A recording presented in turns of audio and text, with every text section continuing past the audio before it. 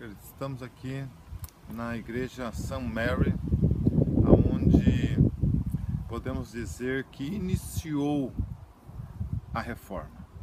A reforma ela tem uma data exclusiva no dia 31 de outubro de 1517 por Martinho Lutero, quando ele prega nas portas da igreja de Wittenberg as 95 teses.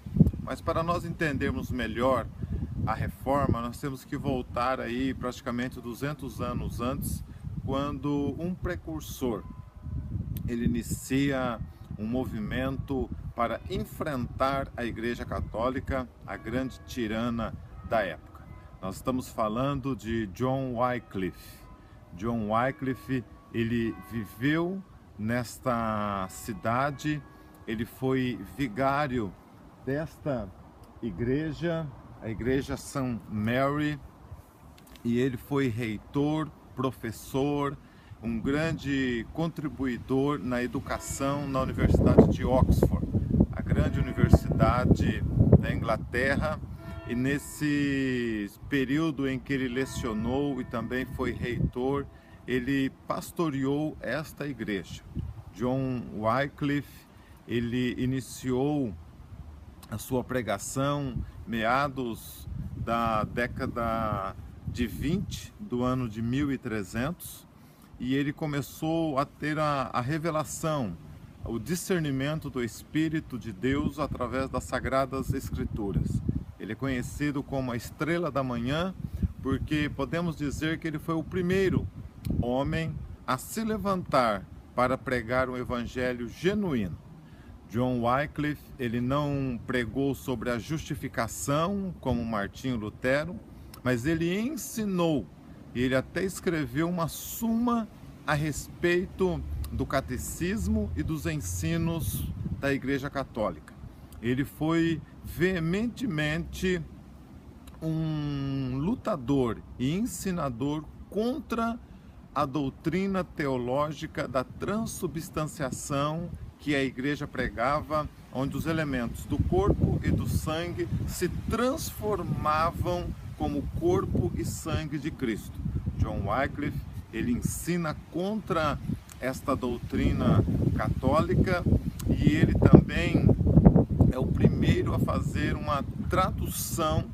Na Inglaterra existia mais de 200 dialetos. Era dito, as pessoas tinham mais de 200 dialetos para se comunicar. Então, ele faz a tradução em um único idioma, no idioma inglês, para que todos pudessem ler a palavra.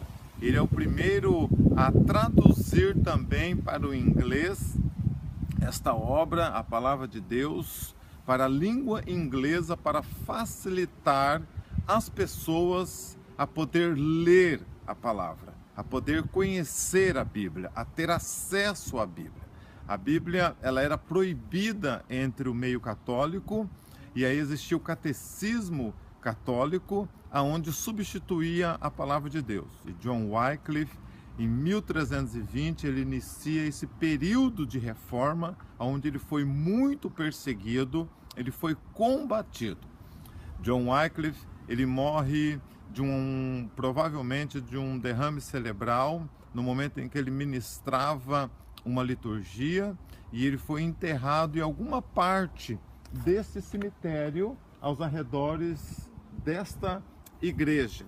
20 anos depois da sua morte, o Papa Martim, ele ordena que desenterre o corpo de John Wycliffe e seja queimado os restos mortais e seja jogado as cinzas do seu corpo no rio Swift.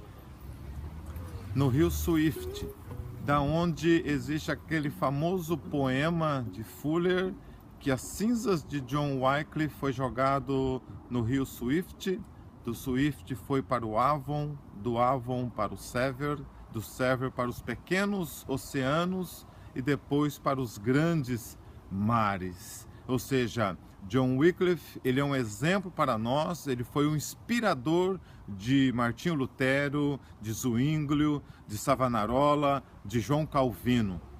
e nós podemos espelhar nele um grande incentivador de pregarmos a palavra verdadeira. Somente a palavra de Deus, ela pode revelar a você os propósitos e dar o discernimento de Deus para a sua vida. Deus abençoe e você esteja ligado conosco, que agora nós estamos percorrendo todos os lugares por onde os reformadores pregaram, evangelizaram e anunciaram o projeto divino de Deus. Deus lhe abençoe em nome de Jesus.